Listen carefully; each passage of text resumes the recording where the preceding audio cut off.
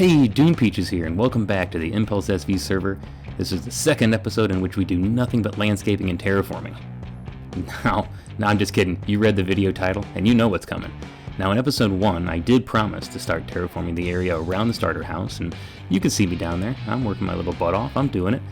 But I didn't get very far before completely becoming distracted by something really cool right here on our own base claim. So let's get to it. Let's take you right over to the area that we're going to be working at today, doing a little bit of building. We'll go down into the mines a little bit and show you what I found. Basically found this while caving off camera. Spent some time lighting up some of the caves underneath our house and was walking around. And look at this, I can't do it. I can't walk away from this. I've got to clean up the area as I'm going over. So give me a second here. These are just pillars that are put here to mark the center of our base claim, but I don't need those here anymore, so gather up my torches. We'll head back. See, look at this. Distracted. That's the whole theme of this whole episode, is just how many squirrels can just keep us from doing what we want to do here. So, all right, let's head over. Here we go.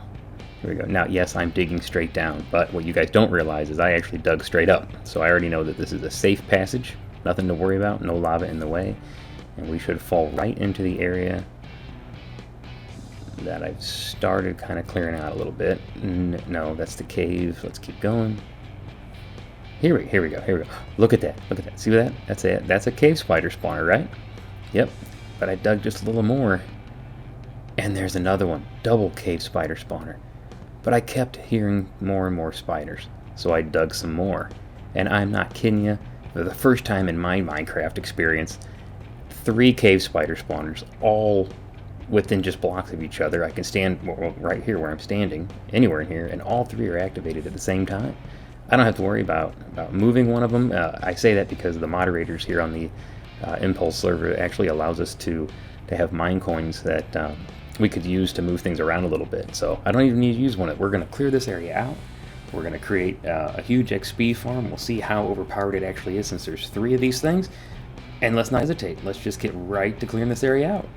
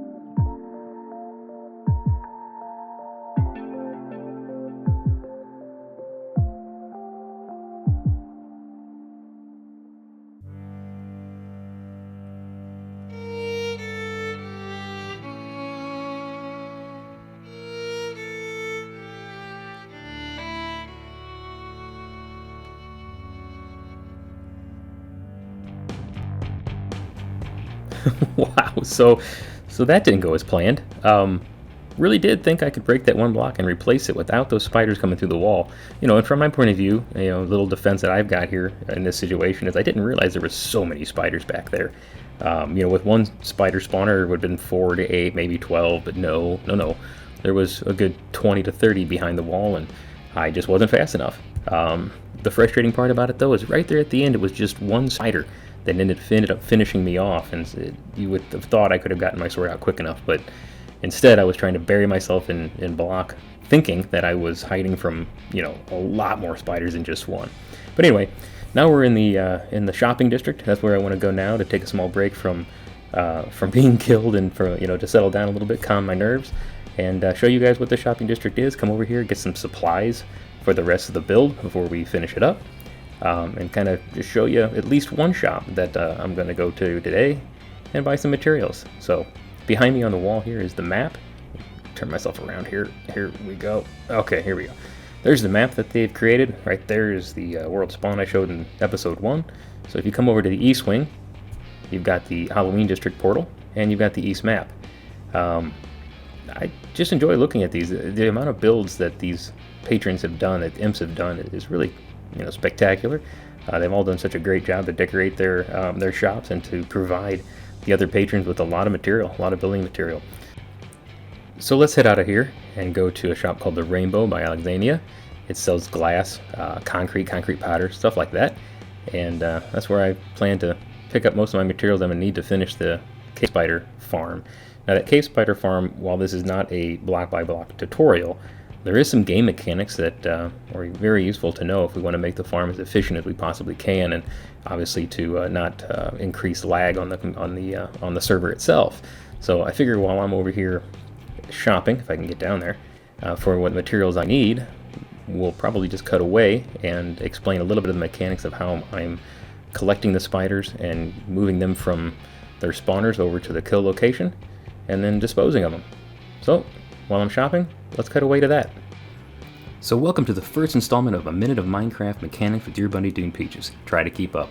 We have 3 spawners dropping 4 mobs every 40 seconds. That's 12 spiders every 40 seconds. Water will move those mobs at a rate of 1.39 blocks per second. At a distance of 25 blocks away, divide that by the 1.39, you get 18 seconds. Plus the 40 seconds originally is 58 seconds. 3,600 seconds in an hour divided by 58 gives you 62 spawns per hour. Multiplied by 12 gives you 745 spiders per hour, or roughly 11.6 stacks of strength per hour, more if you have enchantments. And that has been A Minute of Minecraft Mechanics with DunePeaches. And I've gone cross-eyed. Honestly, guys, while the numbers are fun to kind of go through, all you truly need to know to make a farm like this work is don't let the spiders touch the walls. Obviously, they'll climb the walls and ruin the efficiency of your farm. The other piece is that if you have a fully AFK spider farm, you will not get the spider eyes and you will not get the spider heads if your server allows that. So really what you're looking to do is centralize those spiders away from the walls and put them in a water stream kind of at the same time, or a little bit lower at least, so that they're all pushed to your one central location to kill them. So that's what I've done here, as you can see in the modifications I've made. So let's jump to the final time lapse, finish this one, and we'll come back and show you what it looks like at the end.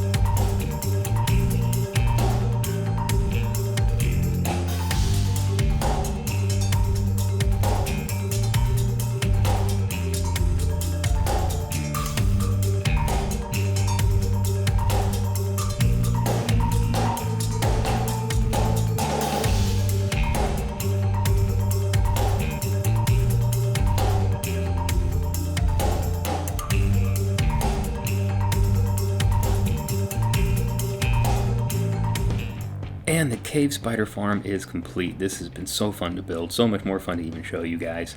Right here behind me is the bubble elevator going up, and obviously the drop shaft going down. I did put some extra touches, some decoration touches on it off camera, did that sheep just fall into the... It did, that sheep just fell into the hole. I tell you what, so many squirrels in this episode, I get so easily distracted. Unbelievable. Why don't we just hop down and we'll show you how it turned out. So here we are, and the first thing you'll notice is that the spider head is actually not a cave spider. Something that I definitely will be changing in the future. I think the cave spider head itself is going to be much more appropriate than this one. I'm not sure why I did it this way, but it definitely needs more of the green tones and a little bit darker reds and that kind of stuff. So I'll change that a little later. But let's look around here a little bit. Let's maybe start on this wall over here. Extra chests, which will show you what those are used for in a little bit.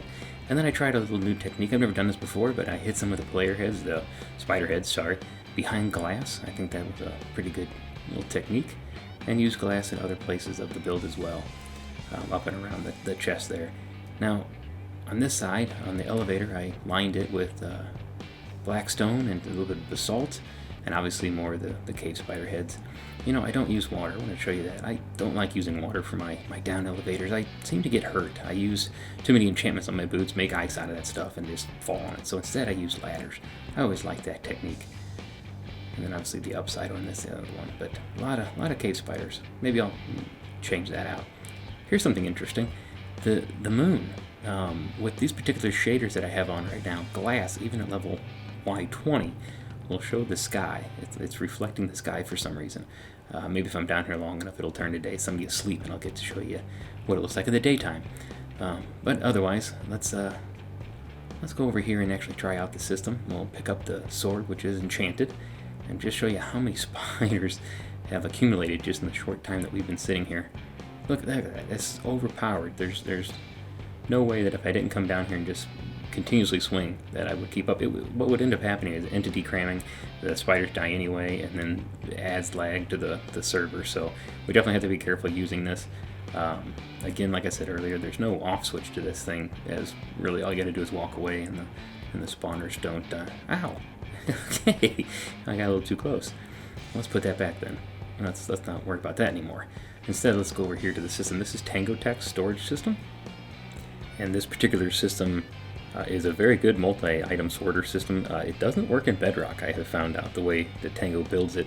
I've got a Bedrock realm and have built it there, and have actually found some workarounds to make it work in Bedrock. So maybe I'll show that in a tutorial on the channel later, but in this particular use, it really does work well, except for just how fast the items come through. So let's go in here and I'll show you why. This hopper right here gets backed up. It just can't keep up with the amount of string and eyes that come in. So you can see there. And what ends up happening is not the first dropper, but the second gets backed up and can't keep up with it either.